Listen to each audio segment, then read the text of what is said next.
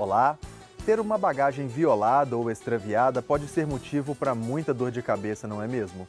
O Justiça em Questão de hoje fala sobre os direitos dos passageiros que passam por essa desagradável situação. Golpe contra aposentados e pensionistas. Veja o que fazer quando a oferta de crédito consignado chega antes mesmo de o cidadão ter a resposta oficial do INSS sobre a aposentadoria. Quebrou a mercadoria em uma loja? O Justiça em Questão explica se é necessário pagar pelo produto danificado. Saiba como a tradução juramentada é usada para atender solicitações do Judiciário e informe-se sobre o direito à cirurgia plástica, garantido a mulheres que sofreram mutilações decorrentes do tratamento contra o câncer de mama. O Justiça em Questão traz também decisões judiciais de destaque em Minas Gerais e esclarecimentos de termos jurídicos, para você entender melhor seus direitos e deveres. Fique com a gente, nossa edição começa agora.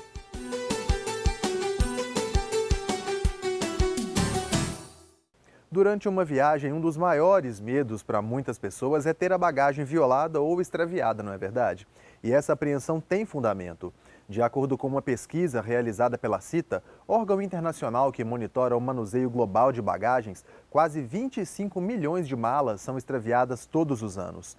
Nesse momento de tensão, muitos passageiros ficam na dúvida sobre como devem agir e quais são os seus direitos. A repórter Silvana Monteiro explica quais providências devem ser tomadas nesse tipo de situação.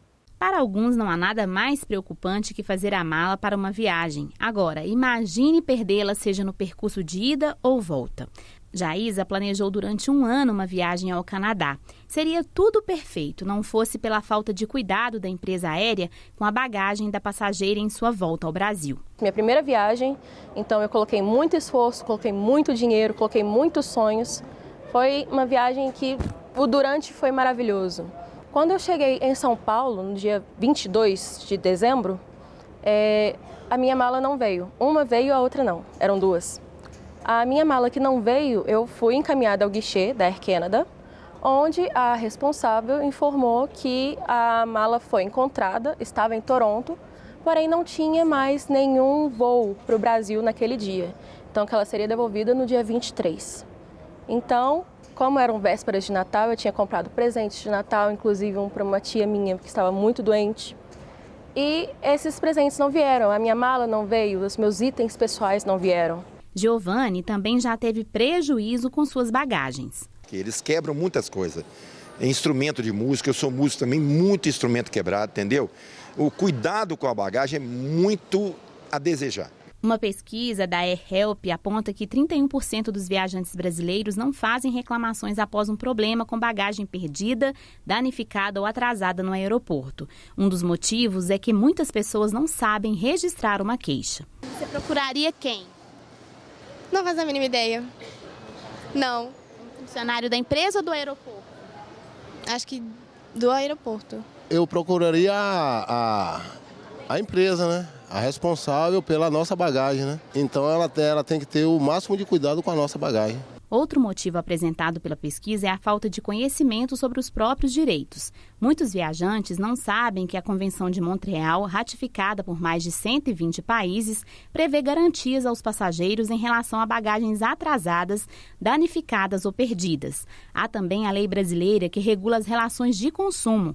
De acordo com o Código de Defesa do Consumidor, a partir do momento em que é feito o check-in, a companhia aérea é responsável pela bagagem. Além disso, se a viagem tiver sido contratada por intermédio de uma agência de turismo ou se houver contratação de seguro, essas empresas também podem responder solidariamente. Ou a bagagem não é encontrada, ou a companhia aérea se recusa a resolver o problema do passageiro no caso de danos.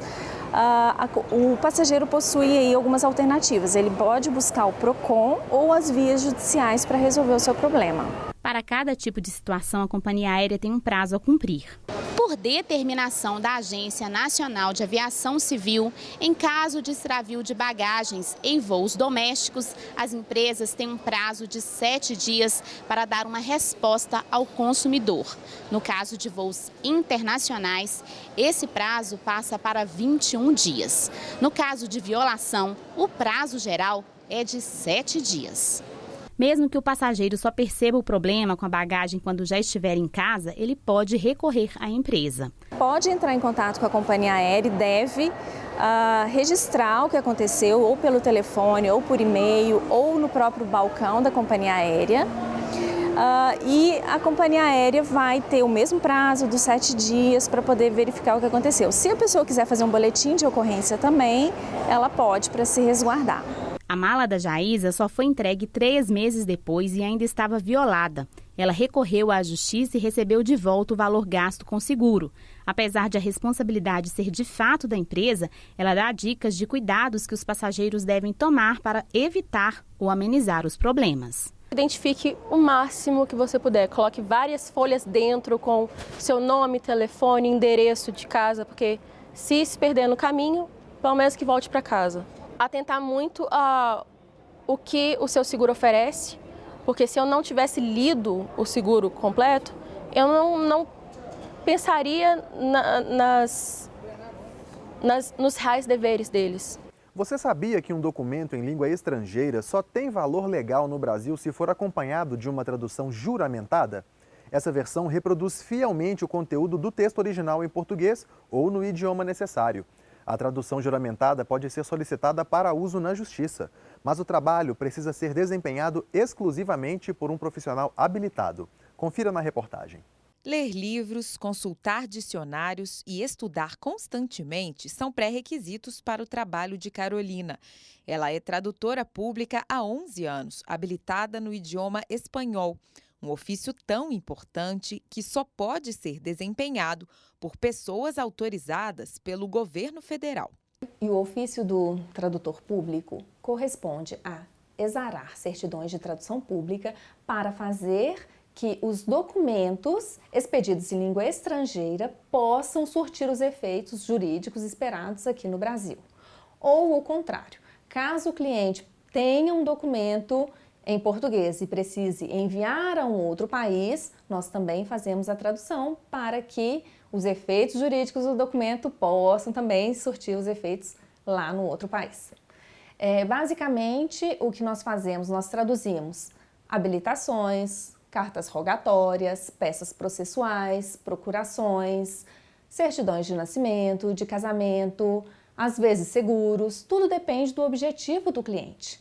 O decreto que regulamenta a profissão determina que o tradutor juramentado tenha mais de 21 anos, não seja negociante falido e reabilitado, seja cidadão brasileiro nato ou naturalizado e não esteja sendo processado nem tenha sido condenado por crime.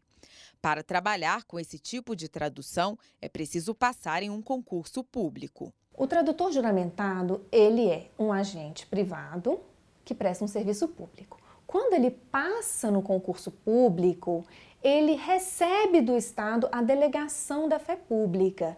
E a partir desse momento, os documentos, as certidões de tradução que ele exara, elas têm o pressuposto de autenticidade, fidedignidade e oficialidade que um documento público demanda. Pela lei brasileira, nenhum documento emitido em outra língua terá validade em território nacional se não estiver acompanhado da tradução juramentada.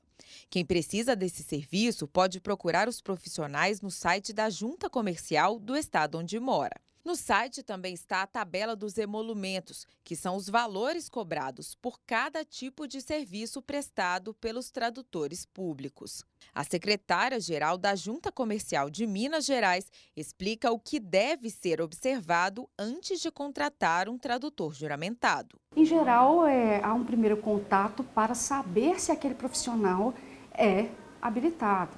É uma providência que nós indicamos como segura e correta, verificar antes desse contato se o tradutor se encontra em dia com suas obrigações, se encontra em exercício, se encontra matriculado.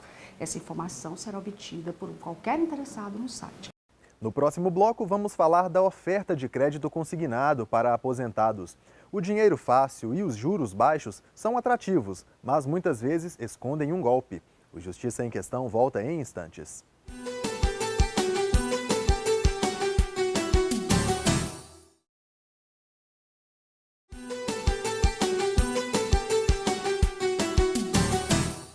Estamos de volta com o Justiça em Questão, programa do Tribunal de Justiça de Minas Gerais. Em todo o país, inúmeros aposentados recebem diariamente ofertas de crédito consignado. Só que esse contato com quem recebe o benefício do INSS tem passado dos limites. Golpes com atrativo de dinheiro fácil a juros baixos estão sendo aplicados em idosos. Para combater essas práticas, existe até uma resolução da Previdência Social. Confira na reportagem. Márcio entrou com o pedido de aposentadoria e esperava receber a correspondência com a resposta. E antes da carta chegar, o telefone tocou. A moça que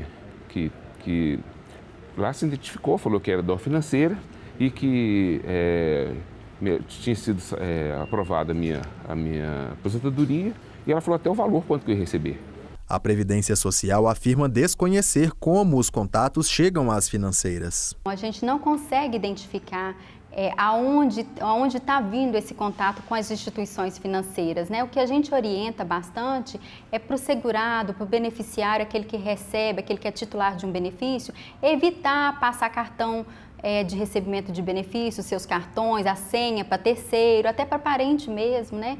Tentar ter esse cuidado para ele mesmo não tentar fomentar essa prática, né? Além do vazamento dos dados, há também o assédio. Eu devo ter recebido mais ou menos, eu tenho no meu celular tem 68 ligações, está lá no meu celular.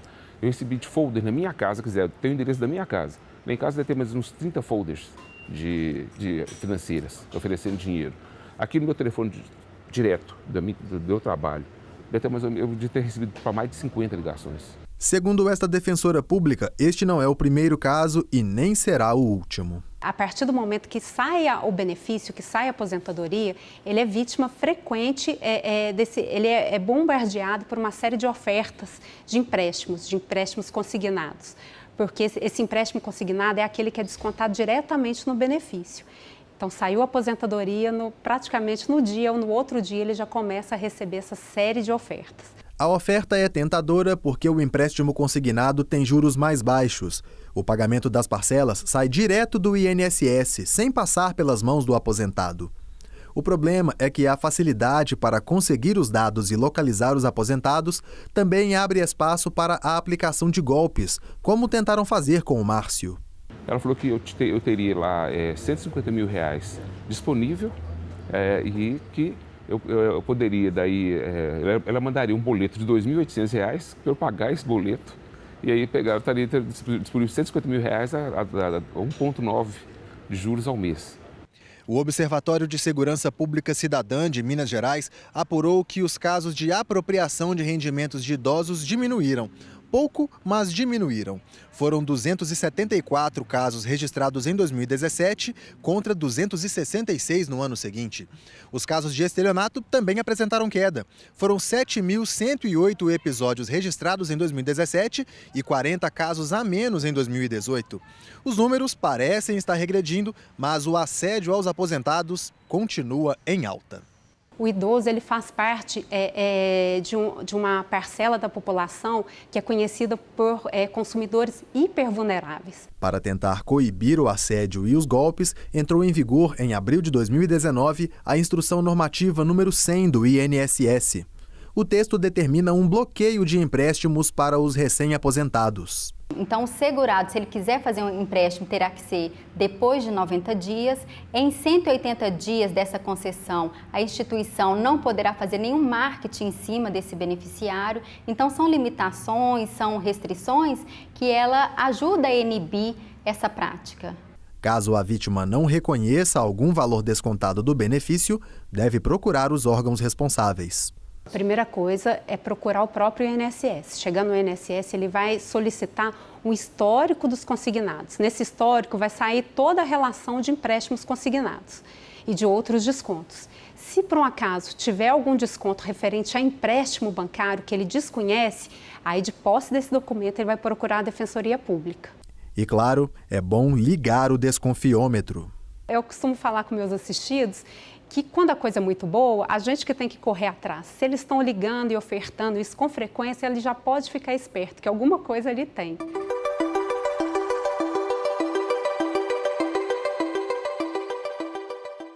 Chegou a hora de responder a mais uma dúvida dos telespectadores no quadro Seu Direito. O Ivan Alcântara enviou a seguinte pergunta no nosso WhatsApp. Fiz uma reserva num quarto para 4 pessoas num hostel do Rio de Janeiro. Quando cheguei, me colocaram num quarto para 6, que já estava ocupado por 3 pessoas desconhecidas. Tentei de tudo para não ficar com as 3 pessoas fora do meu grupo ou trocar de quarto. Mas a recepção não funcionava 24 horas e não houve acordo. Tive de deixar o hostel sem qualquer reembolso do que contratei e precisei recorrer a uma amiga que me conseguiu outra hospedagem. O que devo fazer neste caso? Cabe alguma indenização? Quem responde é o desembargador Bruno Terra Dias. O hostel fugiu ao combinado, violou o contrato e não providenciou acomodações na forma contratada. Disso se extrai o quê? O hostel violou o contrato e o telespectador tem, sim, em tese, direito a ser reembolsado do que houver desembolsado e, eventualmente, também indenização por danos morais. Você quer que o Justiça em Questão responda a sua dúvida? Envie a pergunta para o nosso e-mail justiçaemquestão@tjmg.jus.br ou para o WhatsApp 31 98462 1532. Você também pode deixar o seu comentário no nosso canal no YouTube. O endereço é youtube.com/Justiça em Questão. A Lei 13.770 garante o direito à cirurgia plástica reparadora para as mulheres que sofreram mutilação nos seios decorrente do tratamento contra o câncer de mama. Veja na entrevista as novidades da regulamentação. A mama mutilada não tem só a ver com a estética, mas ela mexe com a autoestima da mulher. E sobre esse assunto eu vou conversar agora com a professora e advogada Luciana Dadalto. Existia uma outra regulamentação, né, professora? Mas no ano passado teve uma mudança. Quais são essas mudanças e como é que era antes? Então, a principal mudança da lei de 2018 é garantir a cidadã brasileira que tenha que fazer uma cirurgia de mastectomia, ou seja, retirada da mama por conta de um tumor. A gente agora garante a essa mulher o direito de fazer a cirurgia reconstrutora e a cirurgia de equiparação estética das duas mamas no mesmo procedimento. É imediatamente, então? A ideia é que seja imediatamente, desde que a paciente tenha condições clínicas para isso. E, se não for possível, fazer imediatamente o mais rápido possível. E quais são os obstáculos, né? Acredita-se que tem obstáculo para colocar em prática essa lei, né? Na verdade, o nosso obstáculo é o mesmo em todas as leis que tenham a ver com o direito da saúde. A gente tem um país muito grande, uma demanda absurda de acesso ao sistema de saúde e uma fila, então, que acaba sendo muito mais demorada do que efetivamente a cidadã precisa e merece. E caso a mulher tenha feito essa cirurgia antes da regulamentação e não colocou o silicone, não colocou a prótese, não fez a cirurgia reparadora plástica? Sim, nesse caso, isso é realmente muito comum, porque na época, antes da lei de 2018, não existia o direito da mulher de reconstruir a mama. Então, nesse caso, ela vai ter que procurar novamente o serviço, o hospital em que ela fez a cirurgia, o médico que a operou, e reivindicar esse direito para que se agende uma nova cirurgia para que ela faça a reconstrução. Voltamos daqui a pouco para esclarecer uma situação que assusta muitas pessoas. Se você acidentalmente quebrar algum objeto em uma loja, é obrigado a pagar por aquele produto? Não saia daí, é no próximo bloco.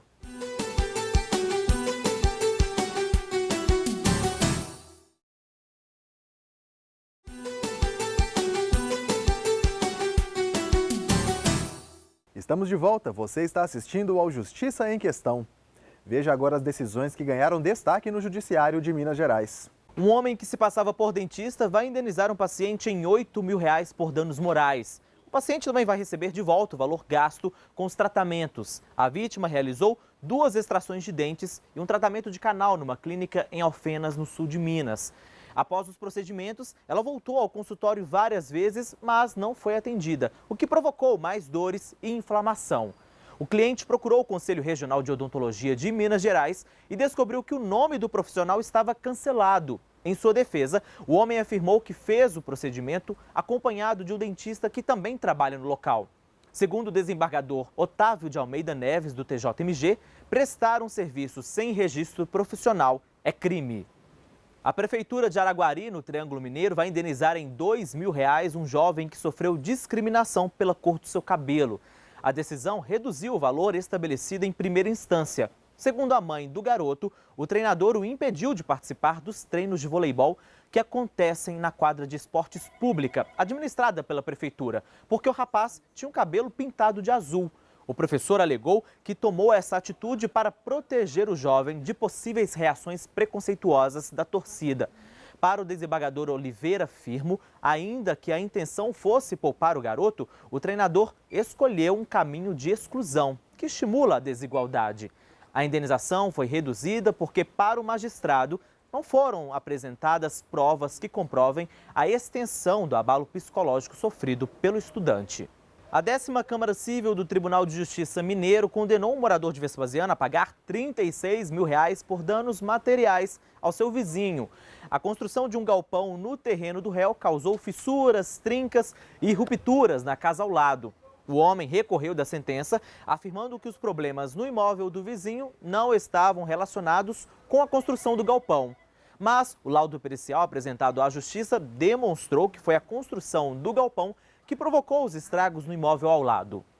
O Justiça em Questão apresenta agora o ABC do Judiciário. E este é o momento em que deciframos termos e expressões jurídicas. Hoje vamos contar para você o que é litigância de má-fé. Má-fé é a má-fé, agindo de má-fé. Nossa, não tem nem noção. Nem noção mesmo. Litigância de má-fé? É.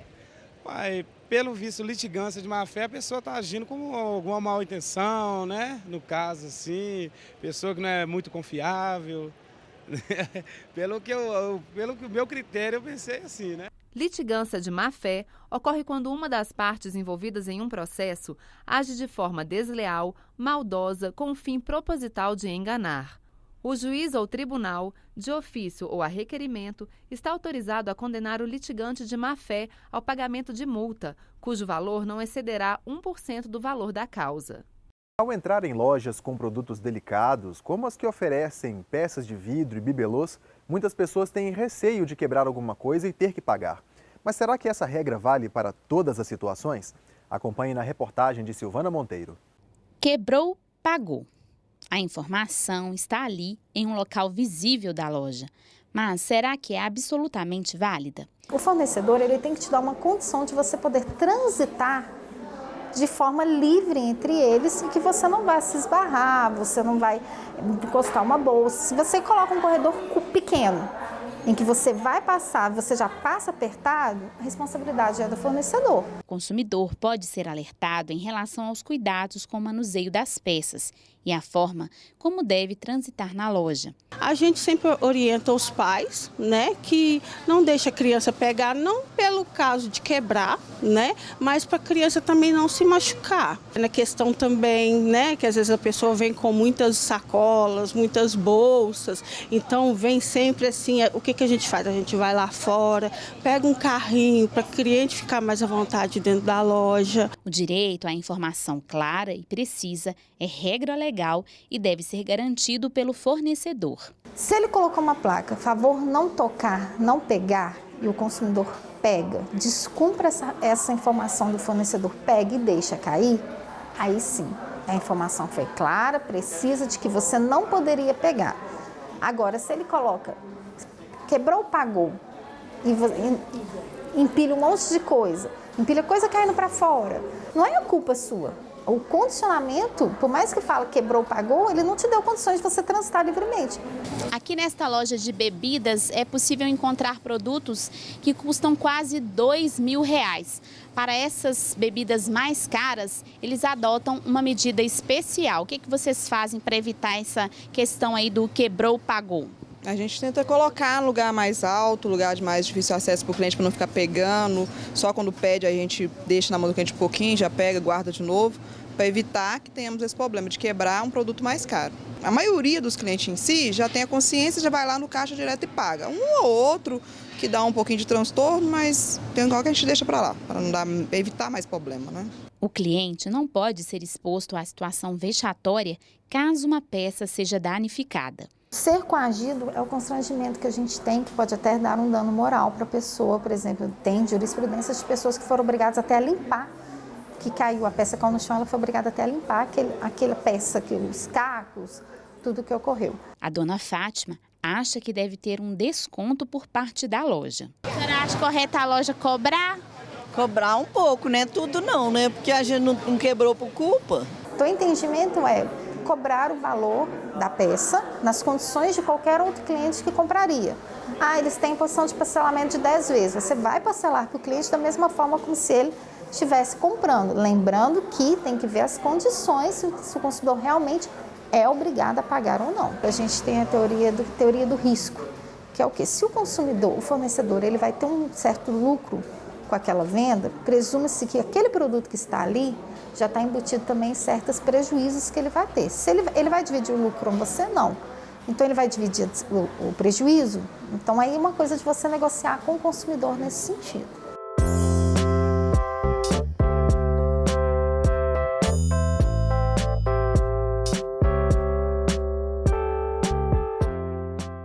O Justiça em Questão fica por aqui, mas o programa também está na internet. O conteúdo desta e de outras edições pode ser acessado no portal do Tribunal de Justiça. Clique na área Comunicação e depois em Justiça em Questão, ou veja pelo canal no YouTube. Comente, proponha temas, participe do nosso programa. Envie uma mensagem para o e-mail justiçaemquestão@tjmg.jus.br ou para o WhatsApp 31 98462 1532. Um grande abraço e até a próxima edição.